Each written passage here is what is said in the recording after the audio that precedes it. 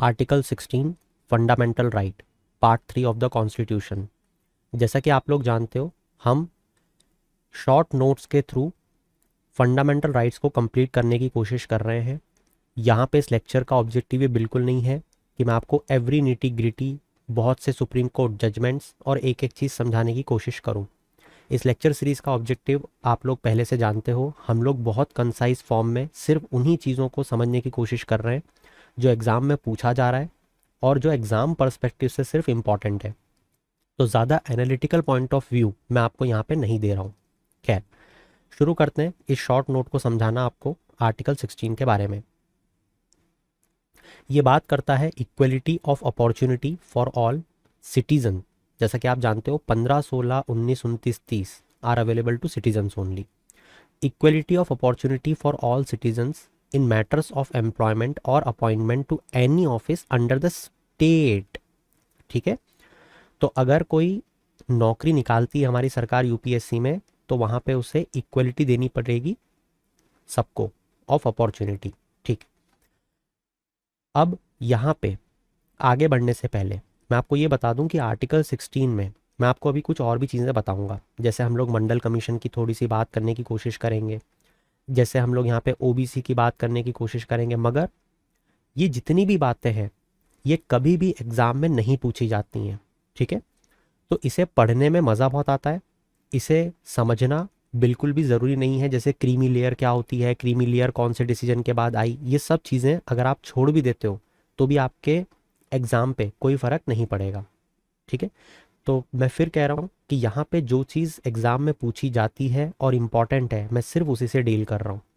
तो चलिए यहाँ पे सबसे पहले हम लोग देख लेते हैं कि आर्टिकल 16 जो है वो एग्जैक्टली कॉन्स्टिट्यूशन में कैसे लिखा गया है, क्योंकि आधी चीज़ें तो वहीं से क्लियर हो जाएंगी। तो article 16 equality of opportunity in matters of public employment. देखो ये क्या बोलता है कि इक्वलिटी होगी हर सिटीजन के लिए रिलेटिंग टू एम्प्लॉयमेंट और appointment to any office under the state. ठीक है, फिर ये बोलता है कि किसी भी सिटीजन को आप religion, race, caste, sex, place of birth के नाम पे कोई भेदभाव नहीं करोगे। मगर ये दो चीज़ों को और ऐड ऑन करता है, डिसेंट और रेसिडेंस। अब मैं ऐसा क्यों बोल रहा हूँ कि दो चीज़ों को ऐड करता है? मैं ऐसा इसलिए बोल रहा हूँ क्योंकि अगर आपने आर्टिकल 15 मेरे साथ पढ़ा है तो आपने यहाँ पे पढ़ा था religion, race, caste, sex, place of birth. यहाँ पे डिसेंट और रेसिडेंस नहीं था। ठीक है, इसी के साथ आपको एक चीज़ और समझ में आनी चाहिए कि जो आर्टिकल 14 था वो एक बहुत बड़ा स्फेयर था, है ना, जहाँ पे हम इक्वलिटी देने की कोशिश कर रहे हैं। आर्टिकल 15 में भी देने की कोशिश कर रहे हैं, मगर इससे छोटा स्फेयर है, सोच के देखो। और अब तो हम सिर्फ एक चीज़ पे ही बात कर रहे हैं, नौकरी पे, कि नौकरी में इक्वलिटी दो सबको, तो ये उससे भी छोटा स्फेयर हो गया। समझ रहे हो आप बात को? तो इस तरीके से भी आपको चीज़ों को सोचते आना चाहिए। खैर, इसके बाद में यहाँ पे देखो क्या बोलता है ये, religion, race, caste, sex, descent, place of birth और रेसिडेंस पे आप किसी से भी भेदभाव नहीं करोगे अगर कोई भी एम्प्लॉयमेंट की अपॉर्चुनिटी आई है अंडर द स्टेट तो। ठीक है, फिर वो ये बोल रहा है कि आप पार्लियामेंट को कोई भी चीज़ नहीं रोकती है अगर वो कानून बनाना चाहती है in regard to a class और क्लासेस ऑफ एम्प्लॉयमेंट और appointment to an office under the government of और एनी लोकल और other authority within state और UT any requirement as to residence within that state और UT prior to such employment और appointment. Prior, ये क्या बोल रहा है आपको पता है? ये बोल रहा है कि अगर ऐसा कोई कानून बनाना है कि इस नौकरी को वही व्यक्ति ले पाएगा जो यहाँ का पर्टिकुलर रेसिडेंट है, जैसे मान लो आंध्र प्रदेश, ये नौकरी वही ले पाएगा जो आंध्र प्रदेश में रहता है, वहाँ का रेसिडेंस है। जैसे मान लो कोई नौकरी एमपी की निकली, तो इस नौकरी को सिर्फ वही ले पाएगा जो एमपी का रेसिडेंस है। मगर ये चीज़ करने के लिए सिर्फ पार्लियामेंट को ताकत दी गई है, ना एमपी गवर्नमेंट ये कर सकती है, ना आंध्र प्रदेश की गवर्नमेंट ये कर सकती है। क्या आपने चीज़ समझी? अब मैंने आपको ये क्यों पढ़ाया? क्योंकि यहाँ पे सिर्फ दो ही स्टेट ऐसी हैं जहाँ पे आंध्र प्रदेश और तेलंगाना में जो ये रेसिडेंस वाला फैक्टर है ये अभी काम करता है। ठीक है, अगेन ये बहुत ज़्यादा इंपॉर्टेंट नहीं है, सिर्फ आपकी समझ के लिए, ऐसे क्वेश्चन यूपीएससी नहीं पूछता। खैर आगे बढ़ते हैं। फिर देखो वो क्या बोल रहा है, nothing in this article shall prevent state from making any provision for the reservation of appointment और post in favour of any backward class of citizen. क्या समझ में आया कि बैकवर्ड क्लास ऑफ सिटीजन के लिए स्टेट को कोई नहीं रोक सकता अगर वो रिजर्वेशन प्रोवाइड करना चाहते हैं। तो अगर स्टेट को लगता है कि कोई समुदाय को प्रॉपर रिप्रेजेंटेशन नहीं मिलता है या नहीं मिल रहा है तो वो रिजर्वेशन का प्रावधान उनके लिए ला सकते हैं। तो अगर उन्हें लगता है कि एडिक्वेटली रिप्रेजेंट नहीं कर रहा है सर्विसेज में कोई भी समुदाय, तो वो इनके लिए रिजर्वेशन को ला सकते हैं। और किसके लिए लाएंगे? बैकवर्ड क्लास ऑफ सिटीजन के लिए। यही चीज़ जब हम आगे पढ़ेंगे तो हमको पता चलेगा कि national commission for backward classes को इसीलिए गठित भी किया गया था। यही रिकमेंड करती है कि कौन सी ऐसी बैकवर्ड क्लासेस हैं। इसके बारे में हम अभी और पढ़ेंगे। आगे पढ़ते हैं। Nothing in this article shall prevent the state from making any provision for reservation in matters of promotion. देखो बहुत इंपॉर्टेंट चीज़ बोल दी इसने। देखो पहले क्या हुआ, कौन से सुप्रीम कोर्ट के जजमेंट आए, ये तो बात की बात है, मगर सबसे पहली बात यह है कि अभी का संविधान क्या बोलता है। क्वेश्चन ये पूछा जाएगा आपसे। ये नहीं पूछेंगे कि पहले क्या होता था, फिर क्या चेंज हुआ, फिर सुप्रीम कोर्ट ने क्या बोला। वो पूछेंगे अभी क्या है। क्या इन मैटर्स ऑफ प्रमोशन आप रिजर्वेशन दे सकते हो क्या किसी समुदाय को अगर आपको लगता है कि प्रॉपर रिप्रेजेंटेशन नहीं है इनका? जवाब है हाँ। मगर उसमें एक टर्म और ऐड ऑन कर दी गई थी फ्यूचर में, कॉन्जिक्वेंशियल सीनियोरिटी। ठीक है, तो सीनियोरिटी के बेसिस पे तो यहाँ पे प्रमोशन में भी क्या रिजर्वेशन दिया जा सकता है? जवाब है हाँ, दिया जा सकता है। That's it. तो इस तरीके से हमारी सरकार जो है वो एससी और एसटी के लोगों को प्रमोशन में भी फायदा देने का काम करती है। इसके बाद अगला बोलता है, nothing in this article shall prevent the state from considering any unfilled vacancies of a year which are reserve for being filled up in that year in accordance with any provision for reservation made under clause 4। और clause 4 है, बहुत important है। ये इस clause और इस clause की बात कर रहा है। ये क्या बात कर रहा है कि ये जो दोनों क्लॉज दिए हैं इसमें किन लोगों की बात चल रही है? बैकवर्ड क्लास ऑफ सिटीजन की बात चल रही है, यहाँ पे एससी एसटी के लोगों की बात चल रही है। तो बेसिकली यहाँ पे बात करने की वो लोग कोशिश कर रहे हैं पिछड़े समाज की। ठीक है, अब मान लो किसी साल ऐसा हो गया, मान लेते हैं 2023 में, कि हमारी सरकार ने रिजर्वेशन की सीट्स निकाली 50 आउट ऑफ 300। एग्जाम्पल ले रहा हूँ मैं सिर्फ। ठीक है, अब ये 50 सीट एक भी नहीं भराई मान लेते हैं, तो फिर ये इनका रिप्रेजेंटेशन तो कभी भी नहीं होगा ऐसे। मगर सरकार ये जो 50 सीट है इसको कैरी फॉरवर्ड करेगी अगले साल। तो अगले साल अगर मान लो 20 पोस्ट निकलेगी रिजर्वेशन की, तो 20 + 50 हो जाएगा इक्वल टू 70 हो जाएगा। तो यहाँ पे सरकार इस चीज़ को कैरी फॉरवर्ड कर सकती है और करेगी। ये ताकत इस आर्टिकल से निकलती है, आर्टिकल के इस क्लॉज से। यही लिखा है कि इस आर्टिकल में स्टेट को कोई नहीं रोक सकता कि जो अनफिल्ड वैकेंसीज है of a year which are reserve for being filled up in that year, जो 2023 में, in accordance with any provision for reservation made under clause 4 और 4A as a separate class of vacancies to be filled up in succeeding year और years. अब ये क्या है separate class? देखो एक केस चला था, आसान भाषा में बता रहा हूँ आपको, मैं कोई बड़े बड़े नाम नहीं बता रहा हूँ अभी, मैं सिर्फ आपको समझा रहा हूँ, नाम मैं अभी बता दूंगा आपको। एक केस चला, केस में कहा गया कि मान लो 2023 में 50 सीट थी, कैरी फॉरवर्ड हो गई, 50 + 20 मिलकर 70 हो गई 2024 में। ऐसे करते करते मान लो 300 सीट हो गई। और मान लेते हैं कि 2026 में टोटल सीट आई थी 500, तो 500 में से 300 तो रिजर्व हो जाएंगी इस तरीके से। तो ये कैसे काम चलेगा? ये तो जनरल राइट टू इक्वलिटी के भी अगेंस्ट चला गया। एक बच्चा कॉम्पीट कैसे करेगा किसी भी एग्जाम में? तो यहाँ पे ये बोला गया कि ये जो कैरी फॉरवर्ड चीज़ की जा रही है इसको आप अलग सीट के तौर पे देखोगे, इसको आप रिजर्वेशन के तौर पे इसमें नहीं देखोगे। ठीक है, तो यहाँ पे यही लिखा है कि सेपरेट क्लास ऑफ वैकेंसीज के तौर पे इसको देखा जाए जो कि सक्सीडिंग ईयर में भरेगी। ठीक है, and such class of vacancy shall not be considered together with the vacancies of the year. इसीलिए लिखा गया है यहाँ पे क्योंकि 50% से ज़्यादा यहाँ पे रिजर्वेशन प्रोवाइड नहीं किया जाएगा, है ना। ऐसा एक फेमस जजमेंट में बोला गया है, आप सब जानते हो, कमेंट में जल्दी से बताओ। तो यही चीज़ यहाँ पे लिखी भी हुई है क्योंकि जो सीलिंग है वो 50% की है। आई होप सो कि आप समझ गए, है ना। एकदम आसान भाषा में मैंने बताने की आपको कोशिश की है। इसके बाद अगला देखो क्या बोलता है, nothing in this article shall effect shall affect the operation of any law which provides that the incumbent of an office in connection with the affairs of any religious or denominational institution or any member of the governing body thereof shall be a person professing a particular religion or belonging to a particular denomination। ये क्या बोल रहा है?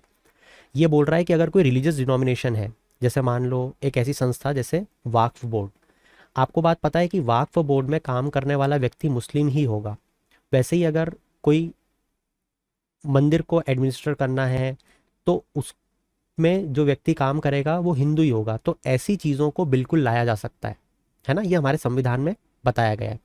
इसी तर्ज पे यहाँ पे मैंने आपको डायग्राम के फॉर्म में ये समझाने की कोशिश की है कि अगर हमारी स्टेट को लगता है कि कोई पिछड़ा वर्ग है, उसका पुलिस में रिप्रेजेंटेशन बहुत कम है, तो वो उनको वहाँ पे रिप्रेजेंटेशन देने के लिए रिजर्वेशन ला सकते हैं। मगर हाँ, हमारी जो स्टेट है वो कुछ पैरामीटर्स भी ला सकती है, जैसे एजुकेशनल क्वालिफिकेशन ज़रूरी होगी, जैसे यूपीएससी में भी है, जैसे फिजिकल फिटनेस ज़रूरी होगी, जैसे आईपीएस में है। ठीक है, तो इसके बिहाफ पे आप ऐसा नहीं बोल सकते कि ये गलत है, इसमें भेदभाव कर रही है हमारी सरकार, नहीं, ये पैरामीटर्स हमारी सरकार तय कर सकती है। ठीक है, तो खैर यहाँ पे बात आपको समझ में आ गई होगी वाक्फ बोर्ड का एग्जांपल लेके कि कुछ डिनोमिनेशनल इंस्टीट्यूशन ऐसे हैं, रिलीजियस इंस्टीट्यूशन, जहाँ पे जो व्यक्ति काम करेगा वो उस पर्टिकुलर रिलीजन का ही होना चाहिए। आखिरी, nothing in this article shall prevent the state from making any provision for the reservation of appointment और post in favour of any economically weaker section of citizen other than the classes mentioned in clause 4। अब ये देखो, ये बात कर रहा है economically weaker section के बारे में, साफ तौर पे दिख रहा है economically weaker section of citizen के लिए भी रिजर्वेशन का प्रावधान है। और यही चीज़ आपको पता होनी चाहिए कि हमारी जो सरकार है वो लेके आई, और यही चीज़ हम लोगों ने आर्टिकल 15 को पढ़ते हुए भी देखा था, क्योंकि आर्टिकल 15 क्लॉज 6 में up to 6% seat educational institutes में फॉर ईडब्ल्यूएस हमने रिजर्व करी, आर्टिकल 16 क्लॉज 6 में up to 10% jobs for EWS हमने करी। ठीक है, तो ये जो ईडब्ल्यूएस रिजर्वेशन वाला टॉपिक है, इसको अगर आपने पढ़ा है तो आप इस चीज़ को समझ ही चुके हो, राइट। तो ये यहाँ पे ये बात कर रहा है। अब आते हैं कुछ और चीज़ों पे। सबसे पहले मैं आपको बताना चाहूँगा कि इस पूरे आर्टिकल में जो इम्पॉर्टेंट चीज़ है वो सिर्फ इतनी ही है जितनी मैंने आपको अभी तक समझाई, और जो कुछ चीज़ें मैं आपको इस माइंड मैप के थ्रू समझाऊंगा, इसके अलावा आपको कोई भी चीज़ पढ़ने की ज़रूरत नहीं है।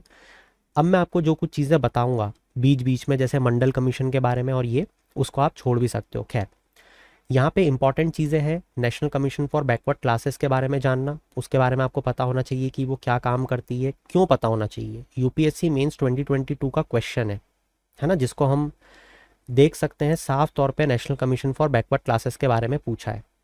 ठीक है, तो यहाँ पे इसके बारे में आपको बहुत क्रिस्टल क्लैरिटी होना चाहिए। यहाँ पे मैं आपको बताने के लिए बता सकता हूँ कि बैकवर्ड क्लास कमीशन को हमारे देश में गठित किया गया 2 बार। एक बार किया गया था 1953 में काका कालेलकर के अंडर में, और दूसरी बार गठित किया गया 1970 में बीपी मंडल के अंडर में। अब मैं आपको ये बताना चाहूँगा कि काका कालेलकर की भली फर्स्ट बैकवर्ड क्लास कमीशन बनी, उन्होंने अपनी रिपोर्ट दी कि सारे वुमेन को बैकवर्ड क्लास में डाल दो और भी बहुत सारी चीज़ें, मगर सरकार ने इस रिपोर्ट को पूरी तरीके से खारिज कर दिया, तो इसको पढ़ने का कोई सेंस नहीं है। ठीक है, हम बात करते हैं यहाँ पे 1979 के टाइम पीरियड को, जो मोरारजी देसाई गवर्नमेंट का टाइम पीरियड था, उन्होंने सेकेंड बैकवर्ड क्लास कमीशन का गठन किया। अब यहाँ पे मैं आपको सिर्फ उतनी ही चीज़ बताऊंगा जो एग्ज़ाम के लिए भी इंपॉर्टेंट नहीं है, बस आपकी समझ के लिए थोड़ी सी इंपॉर्टेंट है। वो भी अगर आपको नहीं पता है तो विश्वास मानो इसके आपकी एग्ज़ाम पे कोई फ़र्क नहीं पड़ेगा। तो यहाँ पे जब मोरारजी देसाई गवर्नमेंट ने सेकेंड बैकवर्ड क्लास कमीशन को गठन किया, उस समय के चेयरमैन थे बीपी मंडल।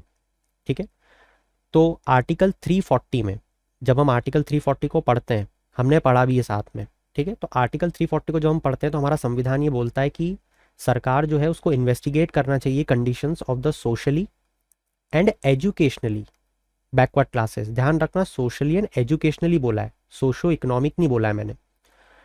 और ऐसे मेजर सजेस्ट करने चाहिए ताकि उनका एडवांसमेंट हो पाए। तो उसी तर्ज पे इस कमीशन को गठित किया गया। कमीशन ने अपनी रिपोर्ट को सबमिट किया 1980 में, और उन्होंने बताया कि बहुत सारी कास्ट, लगभग 4000 के आसपास, 3800 के आसपास सोशली और एजुकेशनली बैकवर्ड क्लासेस हमारे देश में हैं, जो कि लगभग 52% जनता है। समझ रहे हो आप बात को आसान भाषा में? 1980 में एक ऐसी रिपोर्ट आती है जो ये कहती है कि 52% जनता भारत की पिछड़ी है, सोशली इकोनॉमिकली बैकवर्ड है। सॉरी, देखो मैंने गलत बोल दिया, सोशली एजुकेशनली बैकवर्ड है, ठीक है। और इस 52% जनता में जो एससी हैं और जो एसटी हैं उनको इंक्लूड नहीं किया गया था। बहुत बड़ी बात होती है ना। तो कमीशन ने क्या रिकमेंड किया कि देखो हमारी 50% सीलिंग की लिमिट है, उसको हमें क्रॉस नहीं करना है रिजर्वेशन देने में, मगर अगर हम कुछ ऐसा करें कि ओबीसी को 27% का रिजर्वेशन दे दें और एससी एसटी का जितना रिजर्वेशन अभी चल रहा है उनको उतना ही चलने दें, तो ये 50% की लिमिट को क्रॉस नहीं करेगा। बिल्कुल सही बात है ना। उन्होंने सारी चीज़ों के आंसर बता दिए। तो फाइनली 1990 में वीपी सिंह की जब गवर्नमेंट आई उन्होंने 27% रिजर्वेशन ओबीसी को दे दिया। मगर फिर जब वापस से 1991 में नरसिम्हा राव की गवर्नमेंट आई उन्होंने इसमें फिर से 2 चेंजेस किए। तो उन्होंने 2 बातें कही दोस्तों। देखो वैसे तो एग्जाम पॉइंट ऑफ व्यू से बिल्कुल भी इंपॉर्टेंट नहीं है, मगर फिर भी एक बार सुन लो। तो नरसिम्हा राव गवर्नमेंट जब आई उन्होंने 2 चीज़ों को सजेस्ट किया।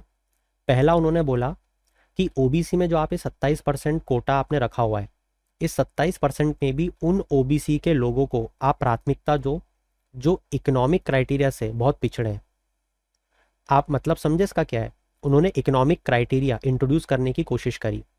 दूसरा उन्होंने ये भी कहा कि भले ही कोई हायर कास्ट से हो, मगर अगर वो इकोनॉमिकली बैकवर्ड है तो उसे भी 10% रिजर्वेशन आप जॉब्स में दो। ये 2 बातें उन्होंने कही। उसके बाद फिर आगे चीज़ चलती है और बहुत सारे चेंजेस आते हैं, वो हमने ऑलरेडी अभी जो संविधान पढ़ा, ये आज की सिचुएशन है, ठीक है। तो हमको सिर्फ ये चीज़ें ध्यान रखनी है कि आज की तारीख में संविधान में क्या क्या चीज़ें मेंशन है, डेट्स इट, ठीक है। इसके आगे के चेंजेस आपको पता होना भी ज़रूरी नहीं है। और फाइनली जो ईडब्ल्यूएस का रिजर्वेशन है इन पब्लिक एम्प्लॉयमेंट, ये हमको पढ़ना है, जो मैं आपको बता चुका हूँ। यहाँ से आपको इस टॉपिक को कवर करना है, जो हमने पूरा कवर कर लिया अच्छे से। तो अब आपको ईडब्ल्यूएस रिजर्वेशन का टॉपिक जाके पढ़ना है इस लेक्चर के बाद। That's it from my side for this particular topic. Indian keep shining, have a good day.